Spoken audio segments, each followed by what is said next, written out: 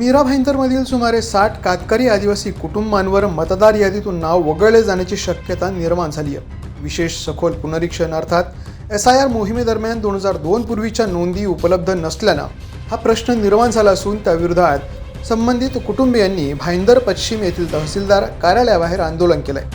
भारत निवडणूक आयोगाच्या निर्देशानुसार राज्यभरात विशेष सखोल पुनरीक्षण मोहीम राबवली जाते।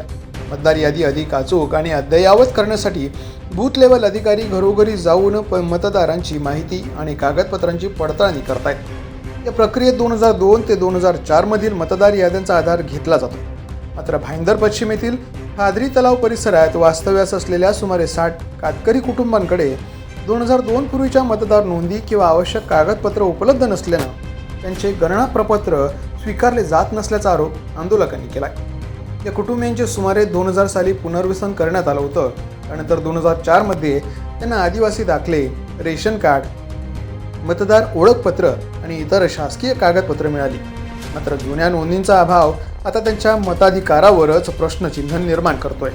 दरम्यान प्रशासनाकडे अनेकदा पाठपुरावा करूनही तोडगा न निघाल्यानं कुटुंबियांनी आंदोलनाचा मार्ग स्वीकारला।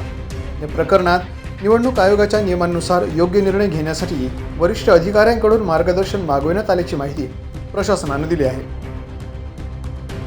द पोलीस न्यूजसाठी चिन्नू कुमार श्रीवास्तव, मीरा भाईंदर।